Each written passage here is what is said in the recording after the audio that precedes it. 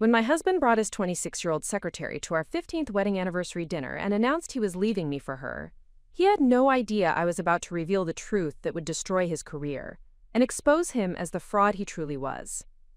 What happened next would not only vindicate 15 years of stolen credit and hidden contributions, but would also launch me into a position of power he could never have imagined possible. Before we jump back in, tell us where you're tuning in from, and if this story touches you, make sure you're subscribed, because tomorrow I've saved something extra special for you. My name is Victoria Sterling, and at 43 years old, I had spent the better part of 2 decades building what everyone believed was my husband's empire, while remaining virtually invisible in the shadows of his success.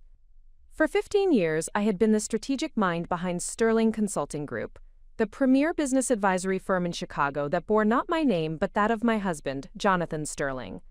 What the business world saw was a charismatic CEO who had built a multi-million-dollar consulting empire from the ground up. What they did not see was the woman who had actually architected every major client acquisition, developed every innovative service offering, and solved every critical business challenge that had established the firm's reputation for excellence. The irony of my situation was not lost on me. I possessed an MBA from Northwestern Kellogg School of Management, where I had graduated summa cum laude with a specialization in strategic business transformation. My master's thesis on organizational restructuring had been published in the Harvard Business Review and had become required reading in several graduate programs. Yet for the past 15 years, I had allowed myself to be introduced at business functions as Jonathan Sterling's wife, the woman who managed the administrative details while he handled the important strategic work. This carefully constructed narrative had not emerged overnight. It had developed gradually through a series of small compromises and accommodations that had seemed reasonable at the time but had ultimately created a professional identity that bore no resemblance to my actual contributions or capabilities. When Jonathan and I had first established Sterling Consulting Group in 2009, we had agreed that he would serve as the public face of the company while I would focus on developing our service methodologies and client solutions. This division of labor had made sense given Jonathan's natural comfort with public speaking and networking, combined with my preference for analytical work and strategic development. However, what had begun as a practical allocation of responsibilities had gradually evolved into something far more problematic. As the company grew and gained recognition, Jonathan had become increasingly comfortable taking sole credit for innovations and insights that had originated from my research and analysis. Client presentations that he delivered with confidence and charisma were built entirely on frameworks I had developed during countless late-night sessions in our home office. Strategic recommendations that earned him industry accolades were based on methodologies I had refined through extensive study of organizational psychology and change management principles. The transformation from collaborative partnership to exploitative arrangement had been so gradual that I had not recognized it until it was deeply entrenched in every aspect of our business operations. Jonathan had developed a pattern of referring to my contributions as research support while describing his own role as strategic leadership. When potential clients asked about our team's credentials, he would mention that he had an excellent support staff while focusing the conversation on his own educational background and business experience. Industry publications that featured Sterling Consulting Group invariably focused on Jonathan's vision and leadership, with my role mentioned only in passing or omitted entirely.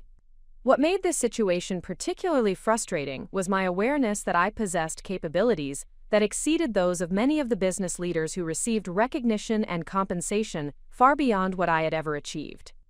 My analytical abilities had enabled me to identify market opportunities and develop innovative solutions that had generated millions of dollars in revenue for our clients.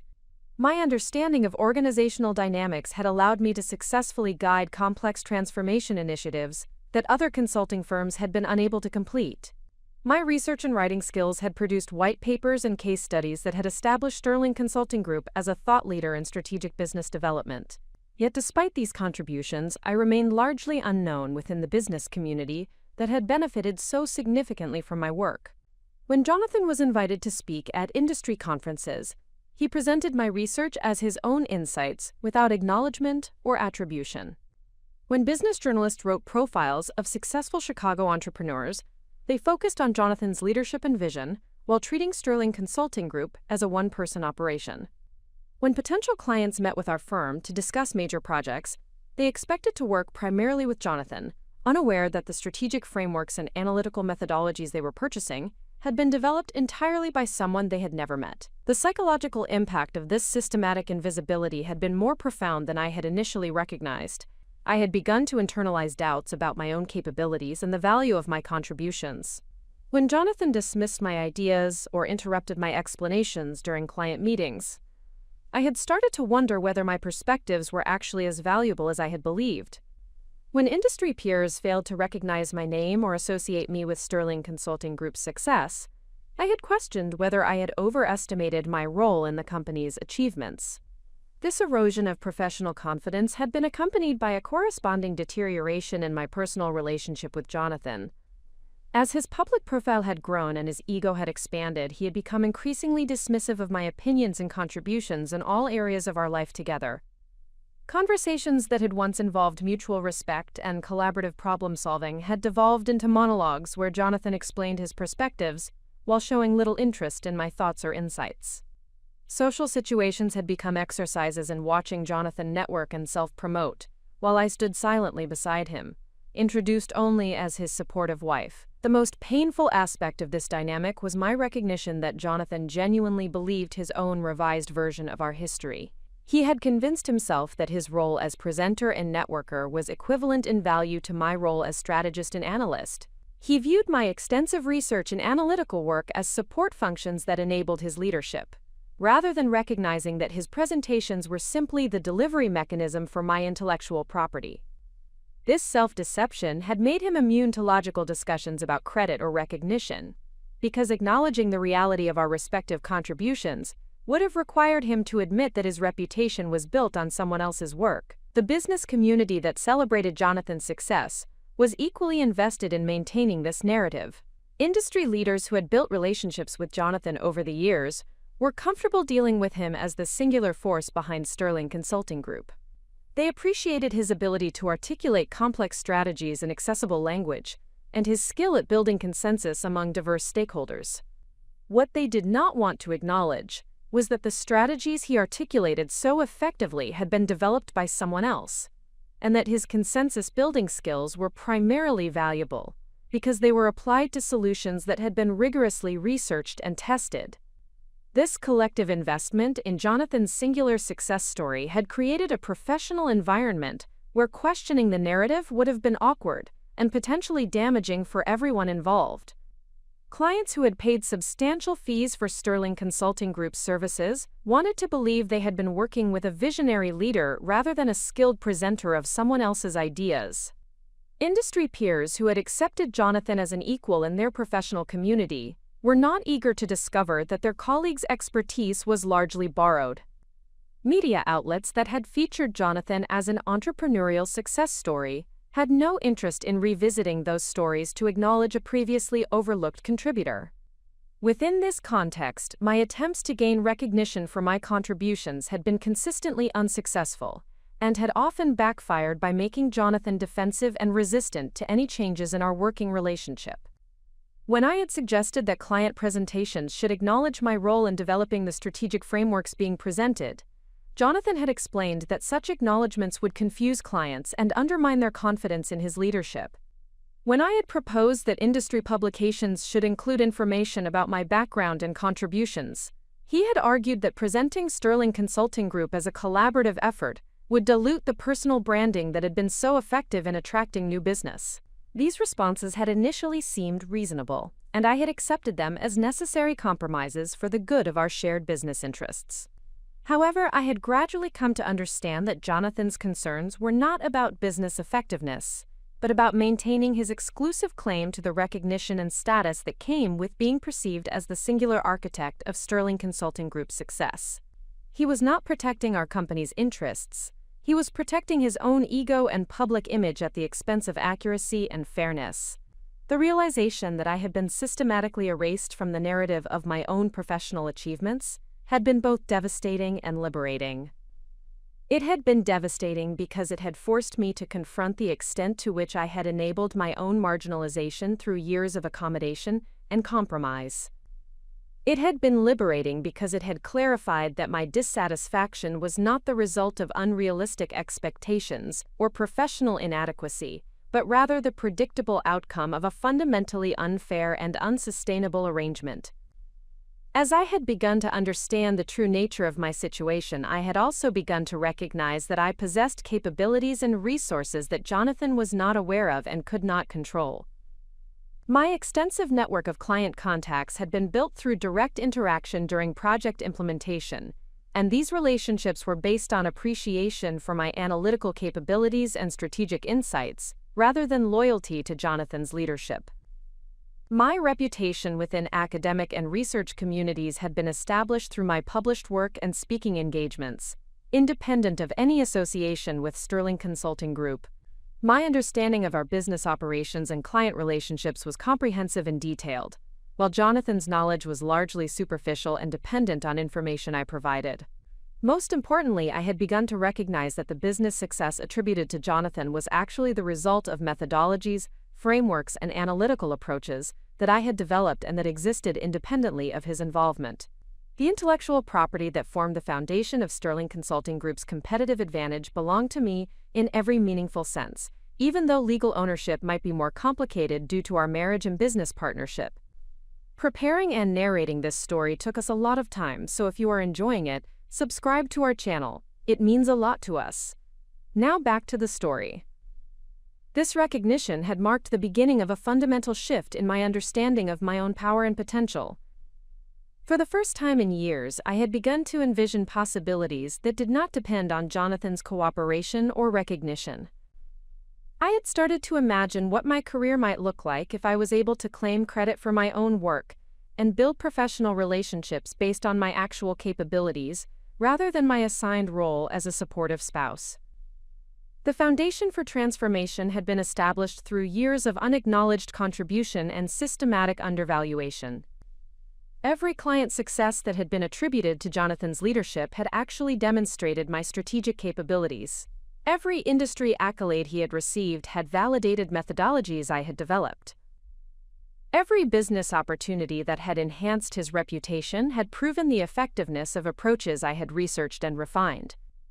Now, as I stood on the threshold of our 15th wedding anniversary, I was about to discover just how little Jonathan valued not only my professional contributions, but our entire relationship. The betrayal that was coming would be shocking in its audacity and cruelty, but it would also provide the catalyst I needed to finally claim the recognition and success that had always rightfully been mine.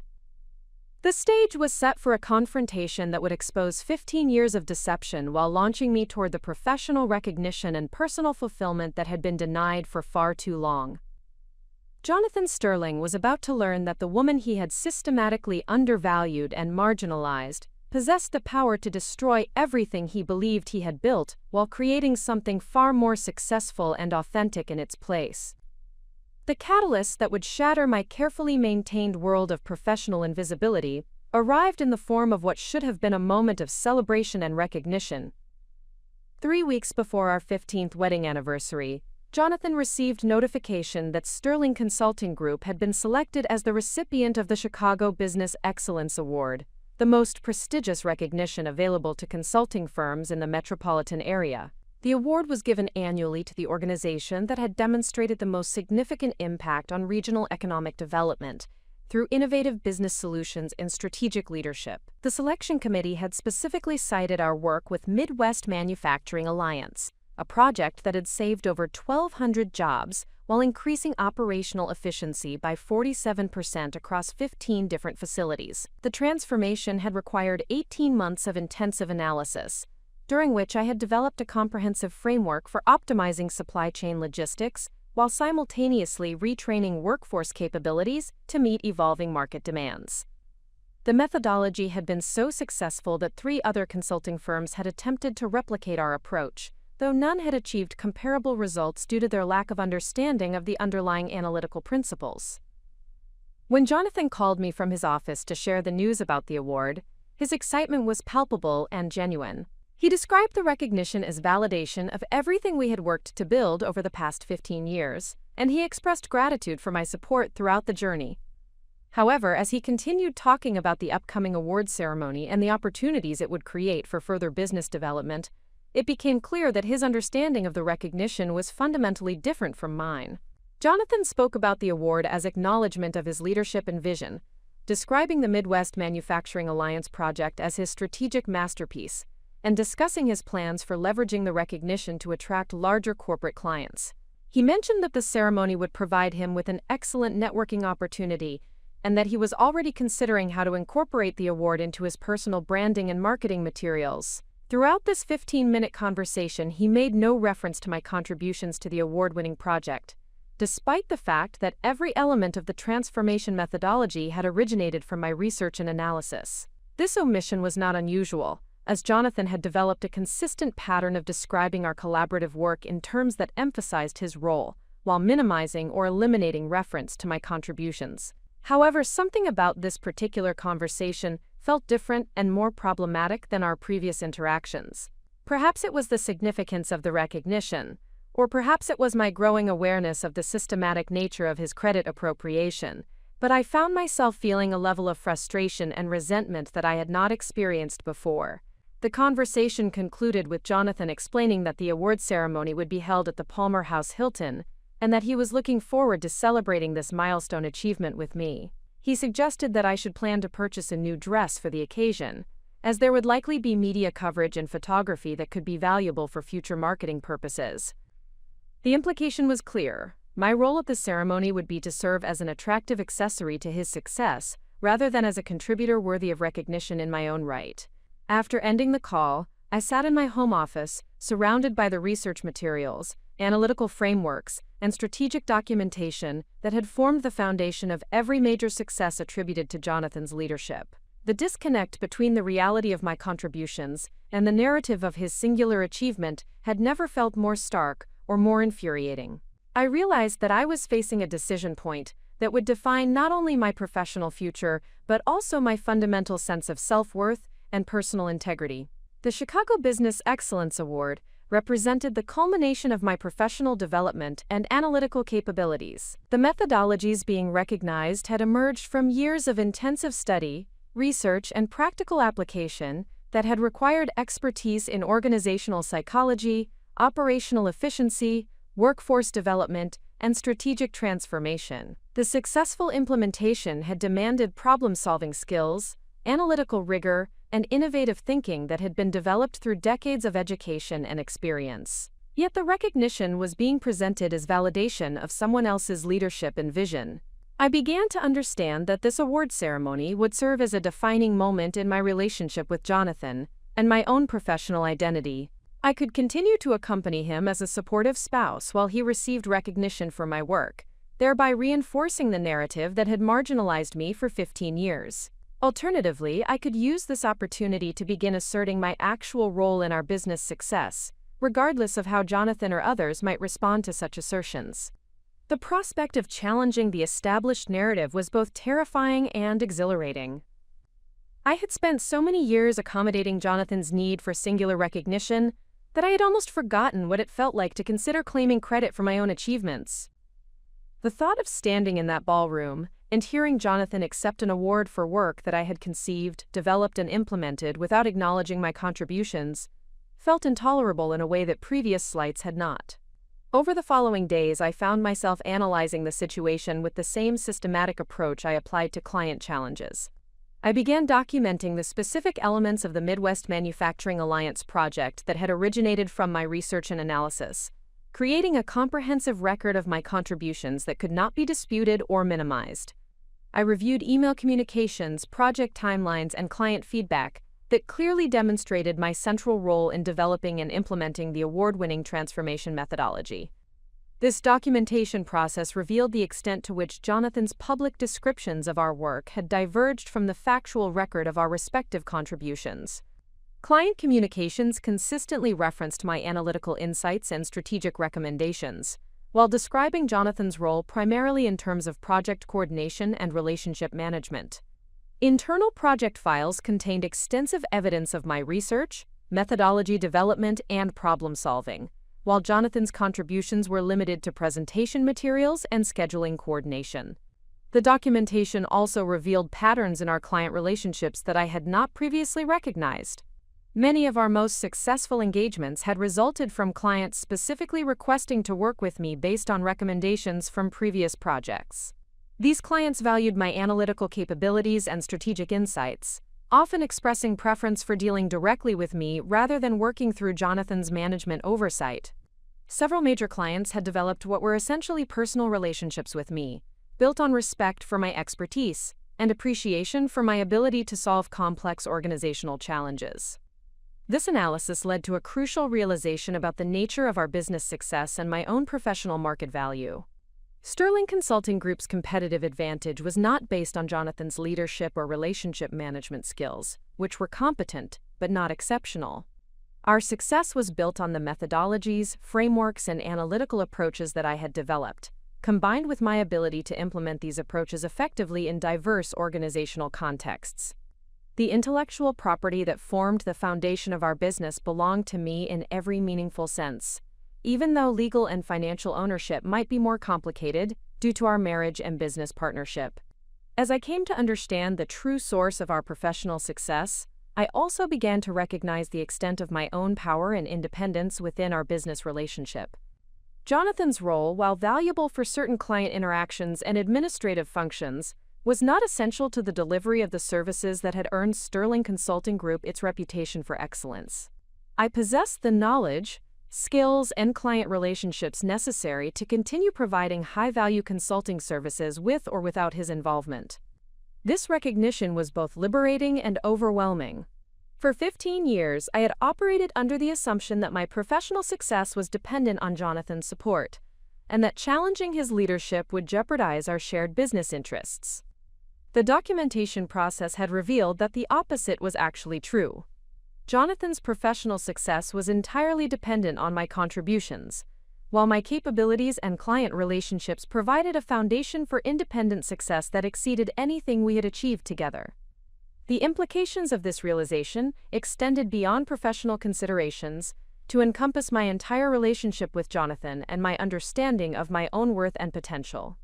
I began to recognize that the dynamic of systematic undervaluation that characterized our business relationship was also present in our personal interactions. Jonathan had developed patterns of dismissing my opinions, interrupting my contributions to conversations, and treating my interests and priorities as secondary to his own. These patterns had been so gradual and subtle that I had not recognized them as problematic until I began analyzing them with the same rigor I applied to business challenges. The award ceremony was still 2 weeks away, but I had already begun to understand that it would serve as more than a recognition event. It would be a test of my willingness to continue enabling Jonathan's appropriation of my work, and a measure of my commitment to claiming the recognition and respect that I had earned through 15 years of exceptional contribution. The choice I made about how to handle this situation would determine not only my professional future, but also my fundamental relationship with my own capabilities and worth. During this period of analysis and reflection, I also began to notice changes in Jonathan's behavior that suggested he was preparing for something beyond the award ceremony. He had been working longer hours and taking more private phone calls, often stepping out of our shared office space when certain calls came in. His computer usage patterns had changed, with more attention to password protection and private browsing sessions.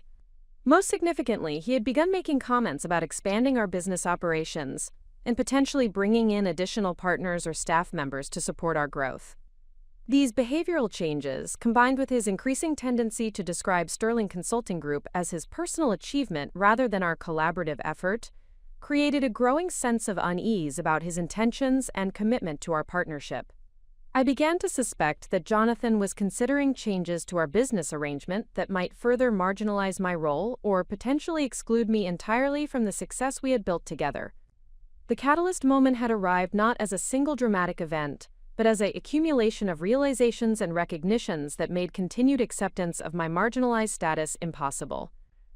The Chicago Business Excellence Award had crystallized 15 years of systematic undervaluation into a single, undeniable example of credit appropriation that I could no longer ignore or rationalize. The documentation process had revealed the extent of my contributions and the depth of my professional capabilities. The analysis of our business relationship had exposed the true source of our success and my own potential for independent achievement. As I prepared for the award ceremony, I understood that I was approaching a defining moment that would determine the trajectory of both my professional and personal life. The woman who had accommodated and enabled Jonathan's success for 15 years was about to be tested in her commitment to claiming her own power and recognition. The catalyst had been activated, and there would be no returning to the comfortable but unsustainable patterns that had defined our relationship for so long. The foundation had been shaken, and the transformation was about to begin. Jonathan Sterling was about to discover that the woman he had systematically undervalued possessed not only the capability to expose his dependence on her contributions, but also the strength to claim the recognition and success that had always rightfully belonged to her. The days following my revelation about the Chicago Business Excellence Award brought an unexpected and overwhelming wave of internal resistance that challenged every assumption I had made about my readiness for transformation. Despite the clear evidence I had assembled regarding my contributions to Sterling Consulting Group's success, I found myself struggling with doubts and fears that seemed to emerge from the deepest recesses of my psyche. The comfortable patterns of accommodation and self-denial that had defined my professional relationship with Jonathan for 15 years were not easily abandoned, even when I understood intellectually that they were harmful and unsustainable. The first form of resistance manifested as a persistent voice of self-doubt that questioned both my perceptions and my right to challenge the established narrative surrounding our business success. This internal critic suggested that my analysis of our respective contributions might be biased by resentment, and that I was overestimating my role while unfairly minimizing Jonathan's leadership capabilities. The voice reminded me of instances when Jonathan had made valuable contributions to client relationships or project outcomes, arguing that these contributions might be more significant than I was acknowledging in my current state of frustration and anger. This self-doubt was particularly insidious because it contained elements of truth that made it difficult to dismiss entirely. Jonathan had indeed contributed to our business success in ways that were meaningful and valuable, even if they were different from my own contributions. His networking abilities had opened doors to opportunities that might not have been available otherwise. His presentation skills had helped communicate complex analytical insights in ways that clients found accessible and compelling. His willingness to serve as the public face of our organization had allowed me to focus on the analytical and strategic work that I found most fulfilling. However, as I examined these doubts more carefully, I began to recognize that acknowledging Jonathan's contributions did not negate the validity of my own concerns about recognition and credit. The issue was not whether Jonathan had contributed value to our partnership, but whether the current arrangement fairly represented our respective contributions and provided appropriate recognition for the work each of us had performed. The systematic erasure of my role from the narrative of our success was problematic regardless of Jonathan's genuine contributions to our achievements. The second form of resistance emerged as fear about the potential consequences of asserting my rightful place in our business success. This fear was multifaceted and encompassed both professional and personal concerns that felt overwhelming when considered collectively. Professionally, I worried that challenging Jonathan's established position as the singular leader of Sterling Consulting Group might damage our reputation with existing clients and harm our ability to attract new business. The consulting industry placed significant emphasis on stable leadership and clear organizational hierarchy, and any public disagreement about roles and contributions might be perceived as internal instability that could undermine client confidence. These professional concerns were compounded by uncertainty about my own ability to function effectively as the recognized leader of our organization. Despite my extensive experience and proven analytical capabilities, I had never served as the primary client contact for major engagements or represented our firm at industry events and conferences. The prospect of assuming these responsibilities felt daunting, particularly given my awareness that many clients and industry peers knew me only as Jonathan's supportive spouse, rather than as a business professional with independent credentials and expertise. The personal consequences of challenging our established dynamics seemed even more threatening and unpredictable. Jonathan's identity and self-worth had become deeply intertwined with his role as the successful leader of Sterling Consulting Group. Any challenge to this identity might provoke defensive reactions that could damage or destroy our marriage and family relationships. Our social circle consisted primarily of other business couples who knew us through Jonathan's professional activities. And disrupting the established narrative might result in social isolation and loss of friendships that had developed over many years. Financial considerations added another layer of complexity to my resistance and fear. Sterling Consulting Group represented not only our primary source of income, but also our most significant asset for retirement planning and long-term financial security. Any conflict that resulted in the dissolution of our business partnership might have devastating consequences for both our immediate financial stability and our future economic prospects. The legal complications of separating personal and professional relationships that had been intertwined for 15 years seemed potentially overwhelming and certainly expensive. These practical concerns were accompanied by more fundamental fears about my own capabilities and worthiness that had been shaped by years of systematic undervaluation and marginalization. Despite the evidence I had assembled regarding my contributions to our success, I continued to struggle with imposter syndrome that questioned whether I truly possessed the expertise and leadership abilities necessary for independent professional success.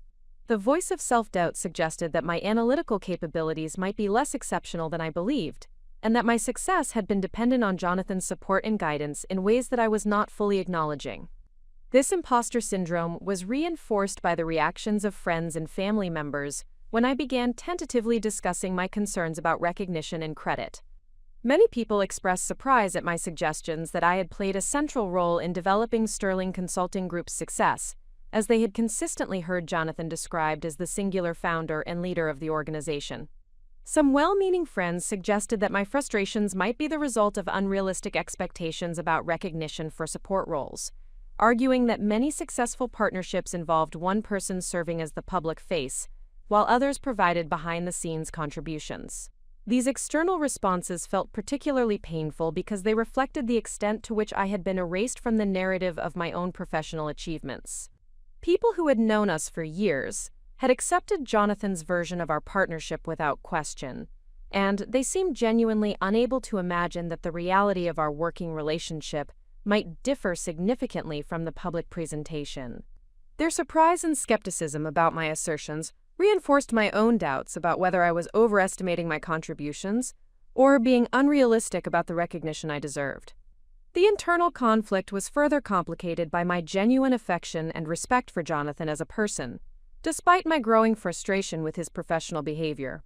We had built a life together that included many positive elements beyond our business partnership, and I valued the family relationships and shared experiences that had developed over 15 years of marriage. Jonathan was not a malicious person who had deliberately set out to exploit my contributions, but rather someone who had gradually developed patterns of behavior that served his own interests without consideration of their impact on my professional development and recognition. This recognition made it more difficult to maintain the anger and resentment that had initially motivated my desire for change. When I observed Jonathan interacting with our children or supporting me through personal challenges, I was reminded of his positive qualities and the genuine care he felt for our family. These observations created cognitive dissonance that made it harder to sustain the emotional energy necessary for challenging our established professional dynamic. The resistance also manifested as a desire to find compromise solutions that might address my concerns about recognition without requiring fundamental changes to our working relationship. I spent considerable time developing proposals for gradually increasing my visibility within Sterling Consulting Group while maintaining Jonathan's position as the primary leader and public representative. These proposals included ideas for joint presentations at industry conferences, collaborative authorship of articles and white papers, and shared recognition in marketing materials and client communications. However, as I developed these compromise proposals, I began to recognize that they failed to address the fundamental issues that had created my dissatisfaction with our current arrangement. The problem was not simply a lack of recognition for my contributions, but rather a systematic pattern of credit appropriation that had erased my professional identity and marginalized my role in our shared success. Incremental changes that provided token recognition while maintaining the basic structure of our unequal partnership would not resolve the deeper issues of respect, acknowledgement, and fair representation that had become increasingly important to my sense of professional fulfillment. This realization led to a period of intense internal struggle as I wrestled with the implications of pursuing more fundamental change. The comfortable patterns of accommodation and support that had defined my role for 15 years were deeply ingrained and felt natural despite their limitations. Challenging these patterns required me to embrace uncertainty and risk in ways that felt foreign and uncomfortable, particularly given my preference for analytical planning and systematic preparation. The internal conflict reached its peak during a client meeting where I observed Jonathan presenting my latest research on organizational transformation methodologies to a potential new client. As I watched him confidently explain concepts and frameworks that I had developed through months of intensive study and analysis, I experienced a moment of perfect clarity about the unsustainability of our current arrangement. The disconnect between his confident presentation and his actual understanding of the underlying principles was obvious to me, even if it was not apparent to the client, who was impressed by his communication skills and professional demeanor. In that moment, I understood that my choice was not between comfort and risk, but between continued self-betrayal and authentic self-expression. The compromise solutions I had been considering would simply perpetuate the fundamental dishonesty that had characterized our professional relationship for years. Continuing to enable Jonathan's appropriation of my work would not only prevent my own professional development, but would also undermine the integrity and effectiveness of the services we provided to our clients. The realization that I was facing a choice between authenticity and accommodation marked the beginning of my transition from internal conflict to external action. The resistance and fears that had seemed overwhelming began to feel more manageable when I understood that they were natural responses to the prospect of significant change, rather than indications that change was inappropriate or impossible. My doubts about my capabilities and worthiness were not accurate assessments of my potential, but rather internalized messages that had resulted from years of systematic undervaluation. The Chicago Business Excellence Awards ceremony was now less than a week away, and I understood that it would serve as a defining moment in my relationship with Jonathan and my own professional identity. The internal conflict had been necessary for helping me understand the full implications of the choice I was facing, but it had also clarified that maintaining the status quo was no longer psychologically or professionally sustainable. As I prepared for what might be the most important week of my professional life, I felt a growing sense of determination that transcended my fears and doubts. The woman who had accommodated Jonathan's success for 15 years was ready to claim her own power and recognition, regardless of the consequences. The resistance had been overcome, and the transformation was about to accelerate toward its inevitable conclusion.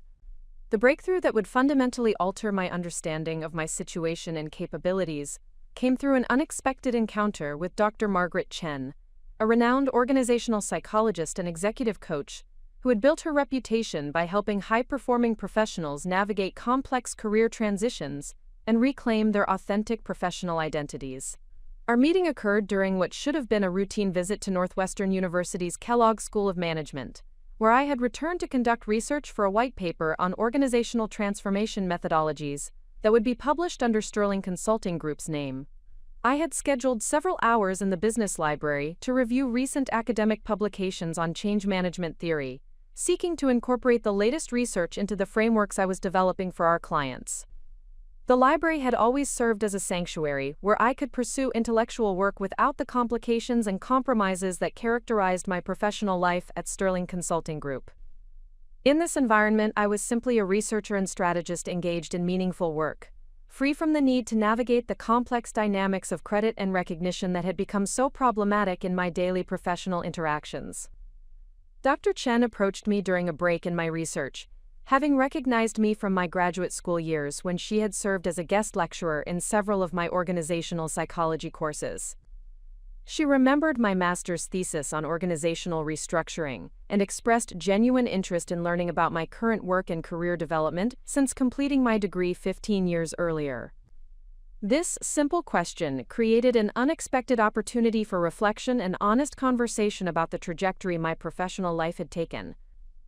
As I began describing my role at Sterling Consulting Group, I found myself automatically falling into the established narrative that portrayed Jonathan as the visionary leader, while characterizing my contributions as research support and analytical assistance.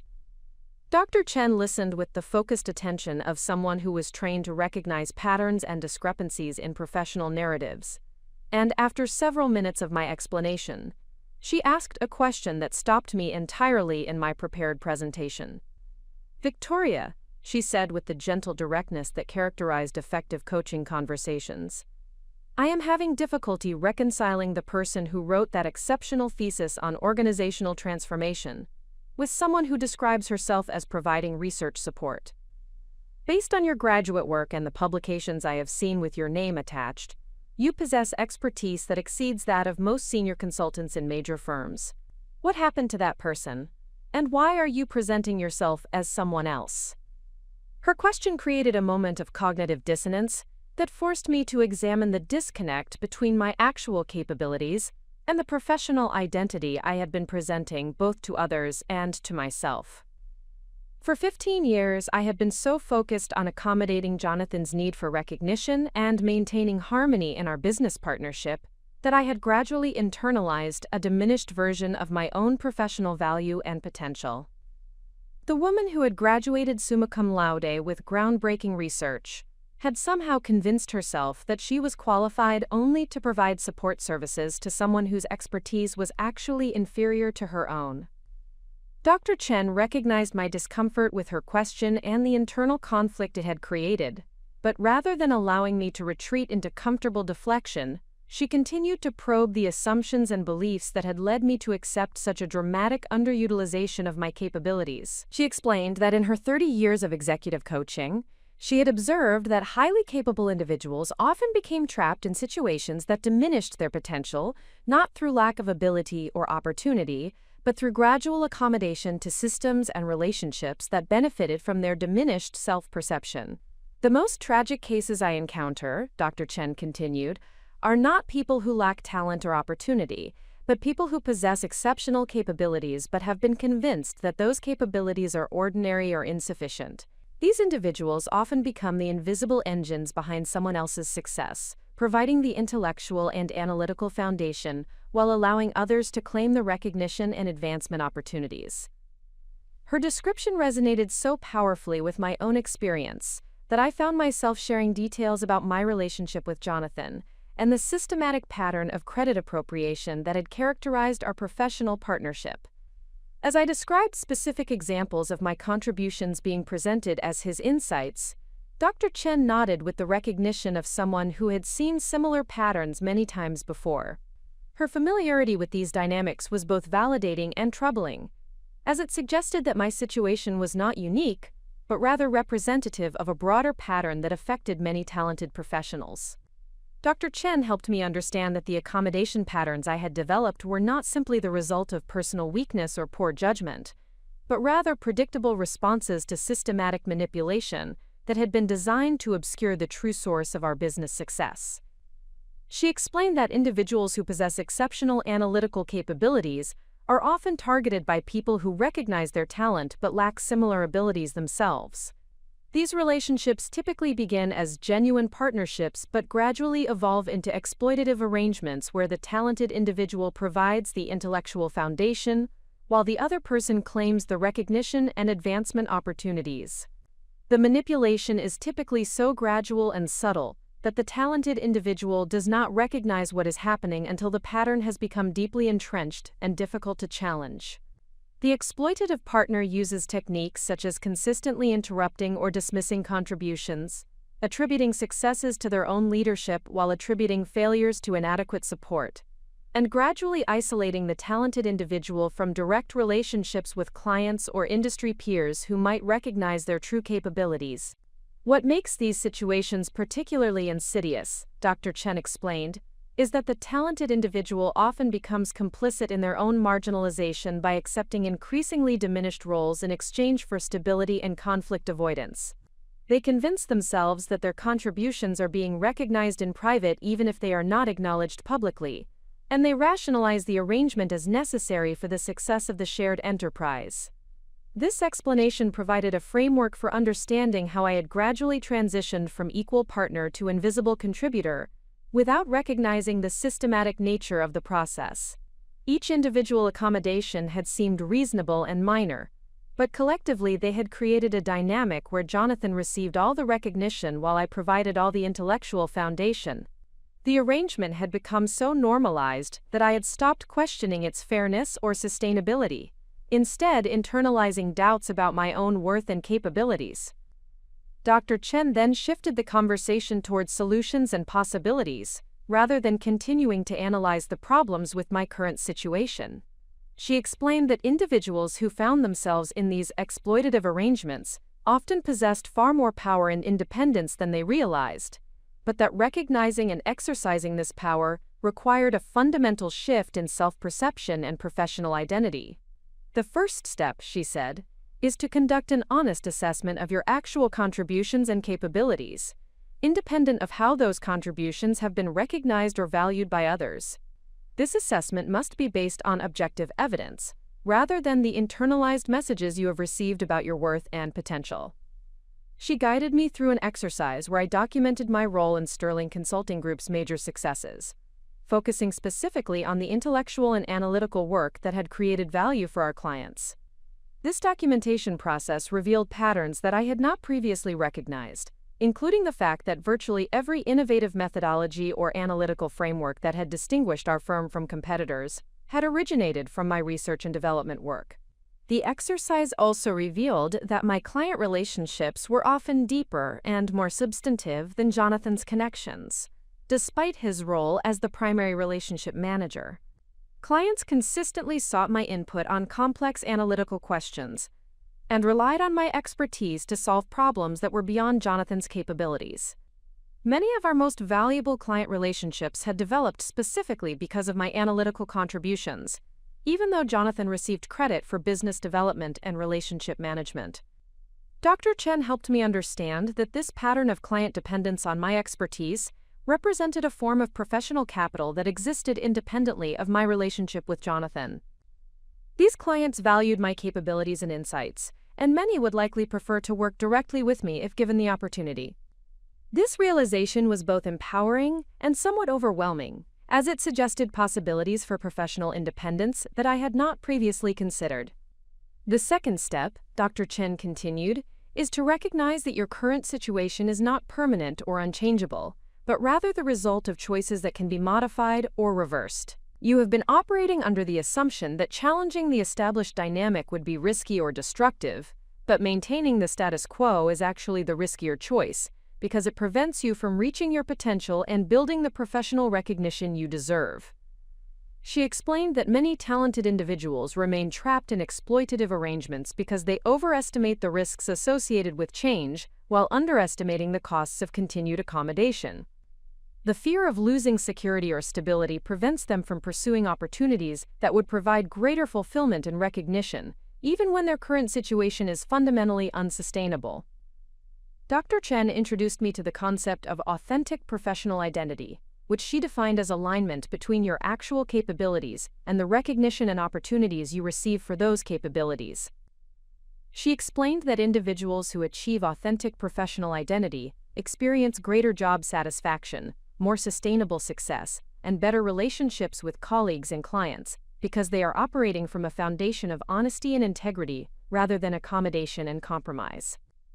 The process of reclaiming authentic professional identity, she explained, typically involves some period of uncertainty and conflict as established patterns are challenged and new dynamics are developed. However, this temporary discomfort is necessary for creating long-term alignment between your contributions and your recognition. Dr. Chen also helped me understand that the Chicago Business Excellence Award represented a unique opportunity to begin asserting my authentic professional identity in a public forum where the evidence of my contributions would be difficult to dispute or minimize. Rather than viewing the award ceremony as a potential source of conflict or controversy, I could approach it as a platform for beginning to claim appropriate recognition for my work. She suggested that I prepare for the ceremony by developing clear, factual statements about my role in the award-winning project that could be shared with industry peers and media representatives who might be present.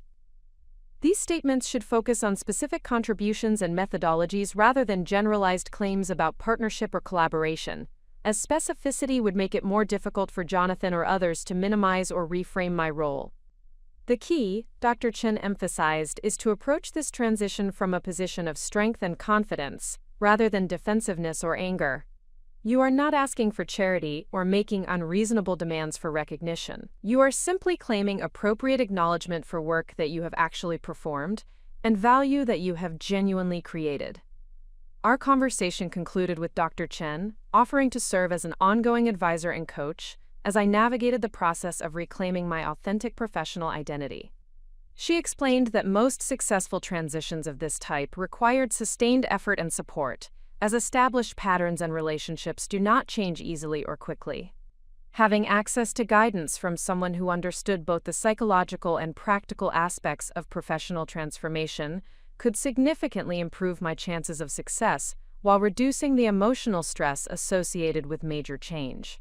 As I left Northwestern that afternoon, I felt fundamentally different than I had when I arrived that morning. The conversation with Dr. Chen had provided not only validation for my concerns about recognition and credit, but also a framework for understanding how I had become trapped in an exploitative arrangement and a methodology for creating positive change. Most importantly, she had helped me recognize that my situation was not unique or insurmountable, but rather a common challenge that could be addressed through systematic effort and strategic thinking.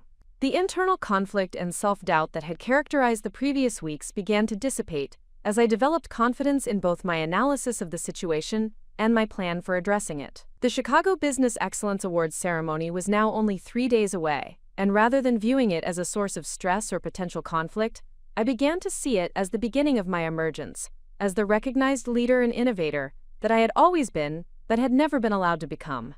Dr. Chen had provided the perspective and wisdom necessary for me to move beyond accommodation and compromise toward authentic self-expression and professional recognition. The transformation was accelerating, and there would be no turning back to the diminished identity that had characterized my professional life for 15 years. The 48 hours following my conversation with Dr. Chen marked the most decisive period of my professional life, as I moved from contemplating change to implementing actions that would make retreat impossible. Armed with her framework for understanding my situation and her practical guidance for reclaiming my authentic professional identity, I began executing a systematic plan that would fundamentally alter the power dynamics between Jonathan and myself, while establishing my rightful position as the intellectual architect of Sterling Consulting Group's success. The first concrete action I took was to contact Sarah Mitchell, the senior business reporter for the Chicago Tribune, who had been assigned to cover the Chicago Business Excellence Awards ceremony. Sarah had written several feature articles about successful consulting firms in the metropolitan area, and her coverage of the awards ceremony would likely reach thousands of industry professionals and potential clients. Rather than allowing Jonathan to serve as the sole source of information about Sterling Consulting Group's award-winning work, I decided to proactively share my perspective on the methodologies and analytical frameworks that had made our success possible. When I called Sarah to request an interview, I was surprised by her immediate interest and enthusiasm. She explained that she had been researching Sterling Consulting Group's background for her article about the award recipients and had encountered several references to innovative methodologies that had distinguished our firm from competitors. However, her attempts to understand the technical details and theoretical foundations of these approaches through conversations with Jonathan had been frustrating, as he seemed unable to provide the depth of explanation that would allow her to accurately describe our competitive advantages. Sarah's comment about Jonathan's inability to explain our methodologies provided additional confirmation of Dr. Chen's analysis regarding the true source of our business success. Jonathan's role as the public face of Sterling Consulting Group had been effective for relationship management and general business development, but it had created problems when industry observers or potential clients sought detailed understanding of the intellectual property that formed the foundation of our services. During our 90-minute interview, I provided Sarah with comprehensive information about the research and development process that had led to our award-winning transformation methodology. I explained the theoretical frameworks that had informed my approach, described the analytical tools and assessment instruments I had developed, and detailed the implementation strategies that had enabled us to achieve exceptional results for our clients. Most importantly, I shared specific examples of how these methodologies had been applied to solve complex organizational challenges that other consulting firms had been unable to address effectively. Sarah's questions revealed her genuine interest in understanding the intellectual substance behind Sterling Consulting Group's reputation, and her follow-up inquiries demonstrated that she possessed the analytical capability to appreciate the sophistication and innovation that characterized my work. By the end of our conversation, she had gathered enough material for a detailed feature article that would, for the first time, provide accurate information about the true source of our firm's competitive advantages and success. The interview with Sarah represented my first public assertion of my role in Sterling Consulting Group's achievements, and it marked a point of no return in my relationship with Jonathan and our established business dynamic. Once the article was published, it would be impossible to maintain the fiction that Jonathan was the singular architect of our success, as the detailed technical information I had provided could only have come from someone with extensive expertise in organizational transformation theory and methodology. The second decisive action I took was to schedule individual meetings with 3 of our most important clients, ostensibly to discuss their satisfaction with our services and to explore opportunities for expanded engagement. However, my actual purpose was to begin establishing direct relationships with these clients that were based on recognition of my analytical capabilities, rather than my role as Jonathan's supportive partner. These meetings would provide me with independent validation of my value to our client base, while creating professional relationships that could support my career development regardless of what happened to my partnership with Jonathan. The first meeting was with David Richardson, the Chief Operating Officer of Midwest Manufacturing Alliance, whose organizational transformation had been the centerpiece of our award-winning submission. David had worked closely with me throughout the 18-month engagement, and I knew that he understood the extent of my contributions to his company's remarkable improvements in operational efficiency and workforce development. When I met with David at his corporate headquarters, he immediately expressed appreciation for the opportunity to discuss our work together, without the usual protocol that required all communications to flow through Jonathan as the primary relationship manager. David's comments revealed that he had often felt frustrated by the need to communicate complex technical questions through Jonathan, who typically required several days to provide responses that David suspected were developed by someone else with greater analytical expertise. "Victoria," David said with characteristic directness, "I have always known that you are the person actually developing the methodologies and solutions that transformed our operations. Jonathan is an effective communicator and relationship manager, but the sophisticated analytical work came from you. I have recommended Sterling Consulting Group to other organizations specifically because of your capabilities, not because of Jonathan's leadership."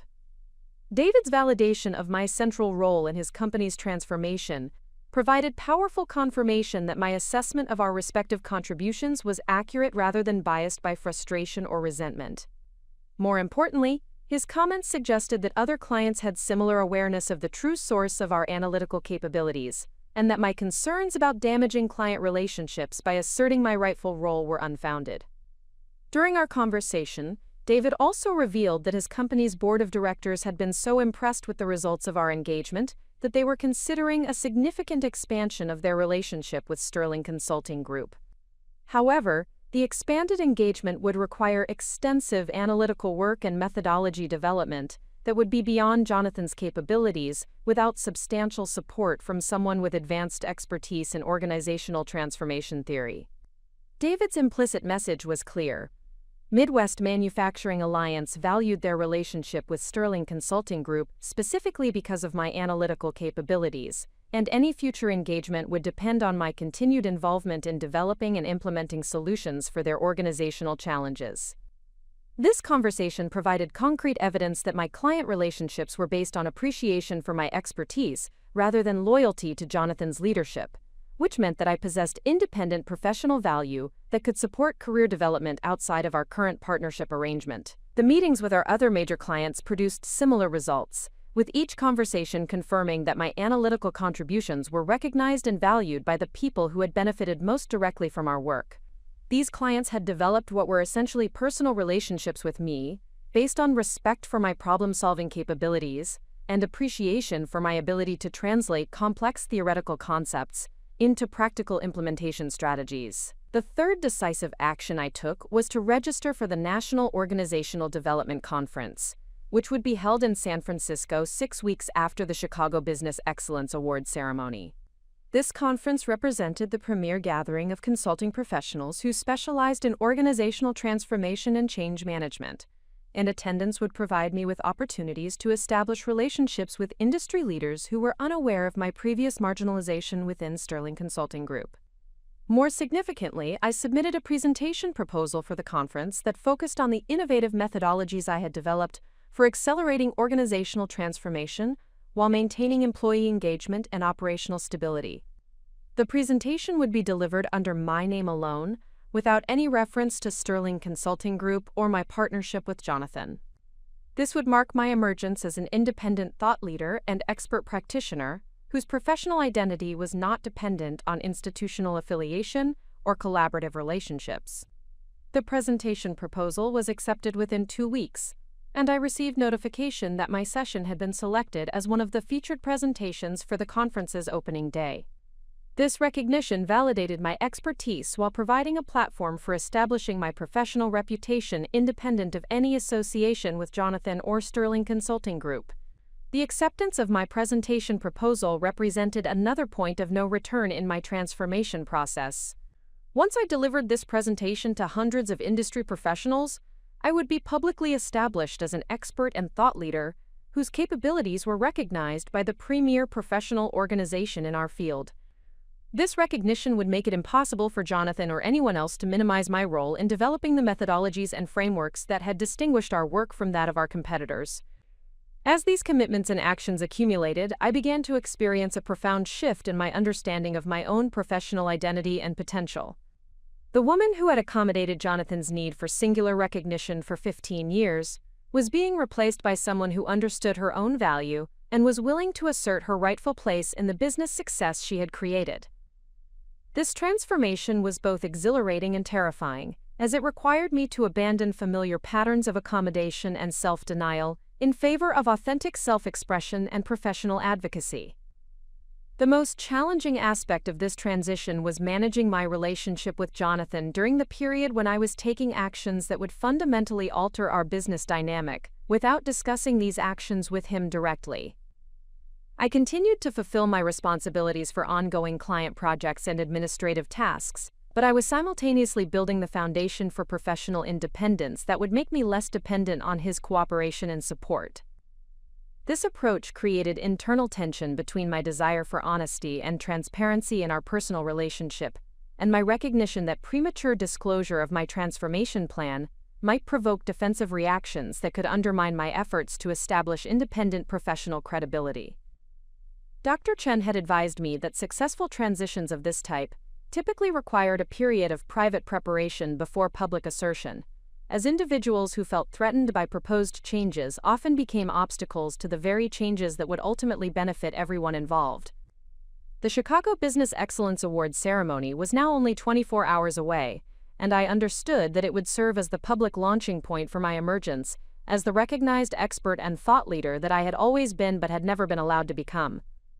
The preparations I had made over the previous weeks had created momentum that would carry me through whatever challenges or resistance might emerge from Jonathan or others who were invested in maintaining the established narrative about our business success. The evening before the ceremony, I spent several hours reviewing the materials I had prepared for potential conversations with industry peers, clients, and media representatives who would be present at the event. These materials included detailed descriptions of the methodologies I had developed, case studies that demonstrated the effectiveness of my analytical approaches, and contact information for clients who could provide independent validation of my contributions to their organizational transformations. I also prepared responses to questions that Jonathan might ask about my increased visibility and public assertions of my role in our business success. These responses were designed to be factual and non-confrontational, while making it clear that I was no longer willing to accept marginalization or credit appropriation as acceptable elements of our working relationship. As I concluded my preparations and reflected on the journey that had brought me to this moment, I felt a combination of confidence and anticipation that was qualitatively different from any emotion I had experienced during my years of professional accommodation. The woman who would attend the Chicago Business Excellence Awards ceremony would be fundamentally different from the person who had accompanied Jonathan to similar events in the past. Rather than serving as a silent and supportive accessory to his success, I would be present as a professional equal who was prepared to claim appropriate recognition for work that I had actually performed and value that I had genuinely created. The transformation was complete, and there would be no returning to the diminished identity that had characterized my professional life for 15 years. The point of no return had been reached and passed, and the next phase of my journey was about to begin. Tomorrow evening would mark not only the recognition of Sterling Consulting Group's excellence, but also the emergence of Victoria Sterling as an independent force in the organizational development field, with or without Jonathan's cooperation or support. The morning of the Chicago Business Excellence Award ceremony brought the first tangible validation of my strategic decision to assert my authentic professional identity. Sarah Mitchell's feature article in the Chicago Tribune had been published in the business section with the headline "The Analytical Mind Behind Sterling Consulting Group's Award-Winning Success." The article provided detailed coverage of the methodologies I had developed for organizational transformation, complete with specific examples of how these approaches had generated exceptional results for our clients. Most significantly, the article positioned me as the intellectual architect of Sterling Consulting Group's competitive advantages, while describing Jonathan's role in terms of business development and relationship management. Sarah had skillfully woven together the technical information I had provided with quotes from David Richardson and other clients, who confirmed my central role in developing the solutions that had transformed their organizations. The result was a comprehensive and authoritative account that established my expertise while maintaining professional respect for Jonathan's contributions to our business success. The immediate response to the article exceeded my most optimistic expectations. By 9 o'clock that morning, I had received 12 phone calls and 17 email messages from industry professionals, potential clients, and business journalists who wanted to learn more about my work and explore opportunities for collaboration or consultation.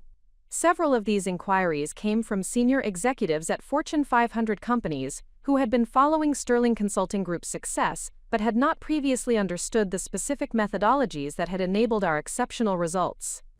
The most significant response came from Dr. Robert Martinez, the Director of Organizational Development at the Chicago Economic Development Council, who called to discuss the possibility of my serving as the lead consultant for a major initiative designed to help mid-size manufacturing companies improve their operational efficiency and competitive positioning. Dr. Martinez explained that his organization had been seeking an expert who possessed the specific combination of theoretical knowledge and practical implementation experience that my work demonstrated, and the Tribune article had convinced him that I was uniquely qualified for this challenging engagement. The conversation with Dr. Martinez revealed the extent to which my previous marginalization had prevented the business community from recognizing capabilities that were directly relevant to their most pressing organizational challenges. He described several initiatives that had failed to achieve their objectives because the consulting firms involved had lacked the analytical sophistication necessary to address complex transformation requirements. My methodologies appeared to offer solutions to problems that other consultants had been unable to solve effectively. Dr. Martinez's interest in my services was particularly significant because the Chicago Economic Development Council represented one of the most prestigious consulting opportunities available in the metropolitan area. The organization worked exclusively with highly qualified experts who possessed demonstrated expertise in their respective fields, and an engagement with the council would establish my professional credibility at the highest levels of the Chicago business community. During our conversation, Dr. Martinez also mentioned that he had been impressed by the specific results that Midwest Manufacturing Alliance had achieved through their engagement with Sterling Consulting Group. He had attempted to discuss these methodologies with Jonathan at a previous industry event, but had found their conversation unsatisfying, because Jonathan had been unable to provide the technical depth that would have enabled Dr. Martinez to understand how these approaches might be adapted for other organizational contexts. This comment provided additional confirmation that my assessment of our respective capabilities had been accurate rather than distorted by personal frustration or bias. Industry professionals who attempted to engage with Jonathan about the intellectual substance of our work consistently encountered limitations that became apparent when detailed technical discussions were required. My emergence as the recognized source of our analytical capabilities would address a communication gap that had previously prevented potential clients from fully understanding the value we could provide. The second major validation occurred when I received a call from Jennifer Walsh, the conference director for the National Organizational Development Conference, who had been contacted by several attendees inquiring about my background and expertise in advance of my scheduled presentation. Jennifer explained that the level of pre-conference interest in my session was unusually high, and she requested permission to feature my presentation in the conference marketing materials that would be distributed to industry publications and professional associations. Jennifer's request represented recognition that my expertise had generated significant interest within the organizational development community, even though my professional visibility had been limited by years of systematic marginalization. The methodologies I had developed were apparently addressing theoretical and practical challenges that other experts in the field were struggling to solve, which created natural curiosity about my approaches and potential applications. The conference marketing exposure would reach thousands of consulting professionals and potential clients who were unaware of my previous work, providing opportunities to establish relationships that were based on recognition of my capabilities, rather than my historical role as Jonathan's supportive partner. This expanded professional network would create momentum for continued career development that would be independent of any institutional affiliations or collaborative arrangements. The third validation came through responses from existing clients who had read the Tribune article and wanted to express their appreciation for having their experiences accurately represented in the media coverage. David Richardson called to congratulate me on the recognition and to confirm that his description of my contributions had been quoted accurately and appropriately.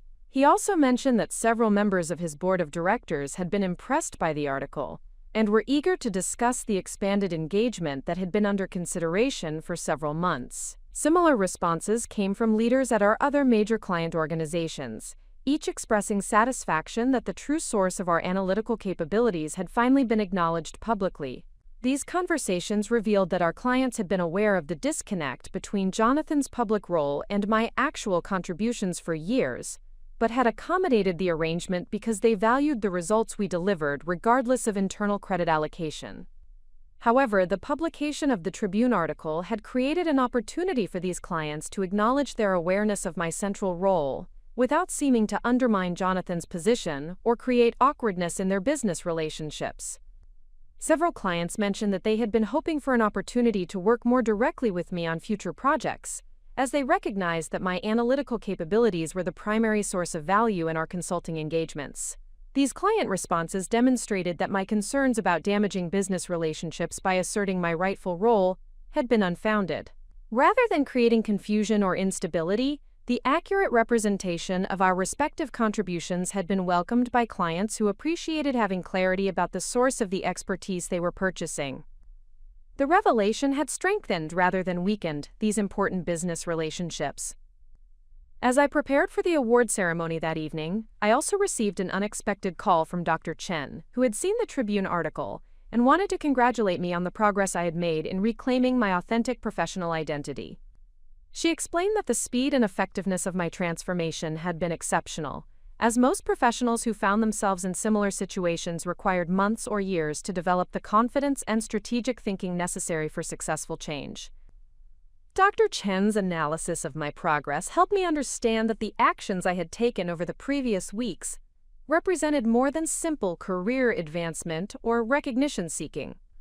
I had systematically dismantled a complex web of accommodation and self-denial that had prevented me from expressing my full capabilities, while simultaneously building the foundation for sustainable professional success that aligned with my actual expertise and potential. The momentum that had been created through these initial victories was qualitatively different from the incremental progress that characterized most career development efforts. Rather than gradually improving my position within existing constraints, I had fundamentally altered the context within which my professional value was recognized and appreciated. The woman who would attend the award ceremony that evening possessed a level of industry recognition and client validation that had been unimaginable just weeks earlier. However, the most significant aspect of these early victories was not the external recognition they represented, but the internal transformation they had enabled. For 15 years, I had operated under the assumption that my professional worth was dependent on Jonathan's willingness to acknowledge my contributions and provide opportunities for advancement. The success of my independent efforts had demonstrated that my capabilities possessed inherent value that could be recognized and rewarded regardless of his cooperation or support. This recognition had liberated me from the psychological constraints that had limited my thinking about career possibilities and professional potential. Rather than trying to maximize my success within the narrow parameters that had been established by our existing partnership, I was now free to pursue opportunities that fully utilized my analytical capabilities and theoretical expertise. The fear of losing security or stability that had previously prevented me from challenging established patterns had been replaced by confidence in my ability to create professional success through direct application of my skills and knowledge. The transformation in my self-perception had also affected how I approached interactions with Jonathan during the final preparations for the award ceremony. Rather than feeling anxious about his potential reactions to my increased visibility, I approached our conversations with the calm confidence of someone who understood her own value and was prepared to claim appropriate recognition for work she had actually performed. When Jonathan mentioned that he had received several calls from colleagues who had seen the Tribune article, I responded with factual information about the interview process and the content that had been included in the published piece. When he expressed surprise at the level of technical detail that had been provided, I explained that Sarah Mitchell had requested comprehensive information about our methodologies in order to write an accurate and informative article about our award-winning work. Jonathan's responses to these conversations revealed his awareness that something fundamental had changed in our professional dynamic, although he appeared uncertain about the implications or appropriate responses. His usual patterns of minimizing my contributions or redirecting attention to his own role seemed inadequate for addressing a situation where my expertise had been publicly validated by independent sources. The confidence and authority with which I discussed my work made it difficult for him to dismiss or diminish my contributions without appearing obviously unreasonable. As the day progressed, I realized that Jonathan was struggling to reconcile the established narrative of his singular leadership with the emerging recognition of my central role in our business success. The cognitive dissonance was creating uncertainty about how to present himself at the award ceremony, as his usual approach of accepting sole credit for our achievements would now contradict publicly available information about the true source of our competitive advantages. This uncertainty represented a significant shift in the power dynamics that had characterized our relationship for 15 years.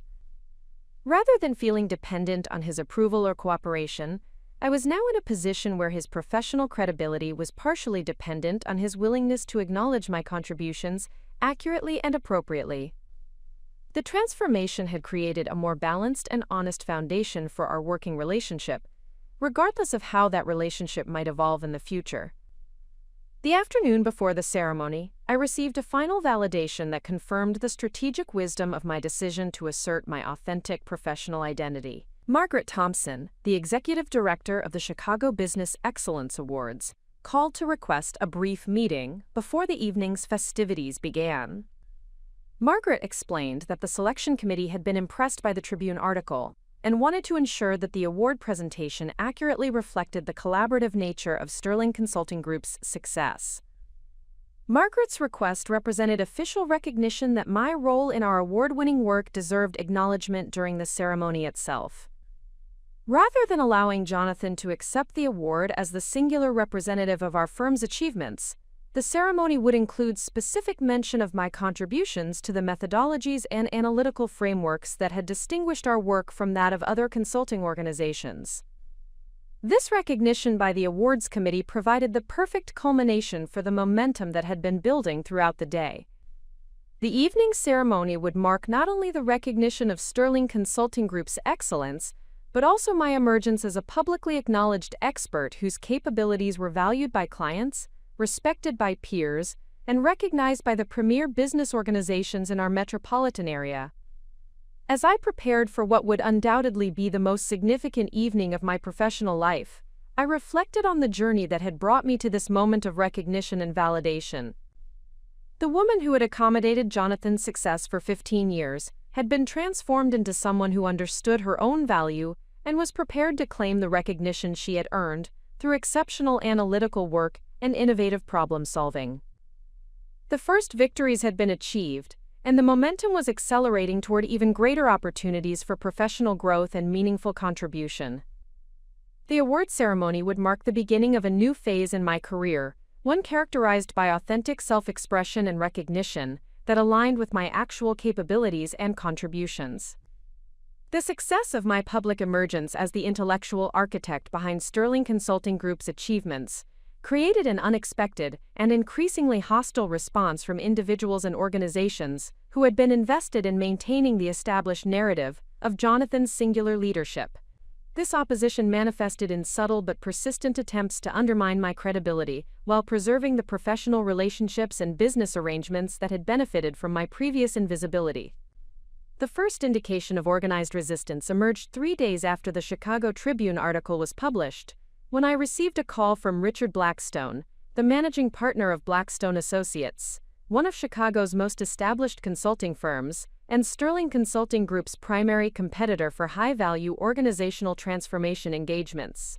Richard had known Jonathan for over a decade through various industry associations, and had consistently positioned his firm as the more experienced and credible alternative to what he characterized as Sterling's newer and less proven methodologies. Richard's call was ostensibly a congratulatory message regarding the recent media coverage and award recognition, but his underlying purpose became apparent as the conversation progressed. He began by acknowledging the innovative nature of the methodologies described in the Tribune article, while expressing surprise that such sophisticated analytical frameworks had emerged from what he had previously understood to be a relatively small consulting operation, with limited theoretical foundations. His comments were carefully crafted to appear complimentary while subtly questioning the authenticity of my contributions and the accuracy of the media coverage. Richard suggested that the complexity of the methodologies described in the article seemed inconsistent with the public profile that Sterling Consulting Group had maintained over the previous 15 years, implying that either the media coverage was exaggerated or that significant capabilities had been systematically concealed from industry peers and potential clients. The most insidious aspect of Richard's approach was his suggestion that the recent emphasis on my role in developing Sterling's analytical frameworks might represent an attempt to revise history for marketing purposes rather than an accurate representation of our firm's actual development process. He mentioned that several colleagues in the industry had expressed confusion about the apparent inconsistency between Jonathan's previous presentations at industry conferences and the sophisticated theoretical work that was now being attributed to Sterling Consulting Group's success. Richard's implication was clear. My emergence as a recognized expert was being characterized as opportunistic positioning rather than legitimate recognition of capabilities that had been systematically overlooked. This narrative was particularly damaging because it suggested that my recent visibility represented dishonest marketing rather than honest acknowledgement of contributions that had been made but not previously recognized. The conversation concluded with Richard offering to discuss potential collaboration opportunities between our firms, ostensibly to leverage what he described as our complementary capabilities and market positioning. However, his specific suggestions revealed his actual purpose, which was to establish a business relationship that would position Blackstone Associates as the senior partner, while reducing Sterling Consulting Group to a subordinate role that provided specialized analytical support for projects that would be managed and presented by his more established organization. This proposed arrangement would have effectively recreated the marginalization I had experienced with Jonathan, but at an organizational level where my contributions would be subsumed within a larger firm's operations and credited to their leadership team. Richard's offer represented an attempt to neutralize the competitive threat that my emergence posed to established firms by incorporating my capabilities within existing power structures that would maintain traditional hierarchies and credit allocation patterns. The second form of opposition emerged through Jonathan's social and professional network, where several individuals began expressing concerns about the potential impact of my increased visibility on Sterling Consulting Group's established client relationships and industry reputation. These concerns were typically presented as well-meaning advice about the risks of making dramatic changes to successful business arrangements, but their cumulative effect was to create pressure for returning to the collaborative dynamic that had previously characterized our partnership. The most persistent advocate for this position was Thomas Webb, a longtime client who had worked with Sterling Consulting Group on multiple engagements over the past 8 years. Thomas had developed a comfortable working relationship with Jonathan that was based on clear role definitions and predictable communication patterns, and he expressed anxiety about how the recent changes in our public positioning might affect the stability and effectiveness of our consulting services. Thomas's concerns were representative of a broader pattern among clients who had become accustomed to working with Jonathan as the primary relationship manager while receiving analytical services that they understood to be provided by qualified support staff. The revelation that their analytical support had actually been provided by an expert whose capabilities exceeded those of many senior consultants in major firms created cognitive dissonance that some clients found uncomfortable and potentially destabilizing. Several clients expressed worry that my increased professional profile might lead to higher consulting fees or reduced availability for their projects, as they assumed that recognition would naturally result in demands for compensation and treatment that reflected my actual contributions to their organizational transformations. These concerns were based on the assumption that fair recognition of my role would necessarily disrupt the business arrangements that had provided them with exceptional analytical services at rates that had been artificially low due to my systematic undervaluation. The most problematic aspect of this client resistance was its foundation in economic self-interest, rather than legitimate concerns about service quality or relationship stability. These clients had benefited significantly from having access to sophisticated analytical capabilities at consulting rates that reflected Jonathan's lesser expertise, rather than the true value of the methodologies I had developed. They were naturally reluctant to support changes that might result in more accurate pricing that reflected the actual value they had been receiving. Thomas and several other clients began expressing these concerns to Jonathan directly, creating pressure for him to reassert control over our firm's public positioning and to minimize my role in future marketing and relationship management activities. They suggested that Sterling Consulting Group's success had been built on Jonathan's leadership and relationship management capabilities, and that excessive emphasis on technical methodologies might alienate clients who valued personal relationships over analytical sophistication. This client pressure created a particularly challenging dynamic because it provided Jonathan with external justification for resisting the changes I was implementing, while appearing to be motivated by business considerations, rather than personal ego or credit appropriation. He could present client concerns as evidence that my increased visibility was damaging to our shared business interests, rather than acknowledging that these concerns were primarily based on economic self-interest and resistance to paying fair compensation for exceptional analytical services. The third form of opposition emerged from industry associations and professional organizations that had previously featured Jonathan as a speaker and thought leader based on his public role as Sterling Consulting Group's founder and primary representative. Several of these organizations expressed confusion about the apparent inconsistency between Jonathan's previous presentations and the sophisticated theoretical work that was now being attributed to our firm's success. The Chicago Management Consultants Association, where Jonathan had served on the board of directors for 3 years, requested a meeting to discuss what they characterized as concerns about professional representation and accurate attribution of intellectual property within the consulting industry. The association's president, Michael Davidson, explained that several members had raised questions about the ethical implications of presenting work as one's own innovation when significant contributions had been made by others who were not acknowledged or recognized. Michael's concerns were ostensibly about maintaining professional standards and ensuring accurate representation of capabilities and contributions within the consulting community. However, his specific questions and suggestions revealed that the association was primarily concerned about the precedent that my situation might establish for other consulting partnerships where collaborative work had been presented as individual achievement. The association's board included several senior partners from established firms who had built their reputations through similar arrangements, where they served as the public representatives of analytical work that had been performed by subordinate staff members or collaborative partners. These individuals were naturally concerned that accurate recognition of my contributions might encourage similar assertions from other talented professionals who had been systematically marginalized within their organizations. Michael suggested that the association might need to develop new guidelines for professional representation and attribution of intellectual property, ostensibly to prevent confusion and maintain ethical standards within the industry. However, his proposed guidelines would have effectively institutionalized the credit appropriation patterns that had characterized my relationship with Jonathan, by establishing that senior partners and firm leaders could legitimately claim recognition for work performed by others within their organizations. The most insidious aspect of this institutional opposition was its presentation as a matter of professional ethics and industry standards, rather than protection of established power arrangements. The association's concerns were framed in terms of maintaining clarity and preventing misrepresentation, but their actual purpose was to preserve systems that enabled senior professionals to appropriate credit for work performed by talented individuals who lacked the political power or institutional support necessary to claim appropriate recognition.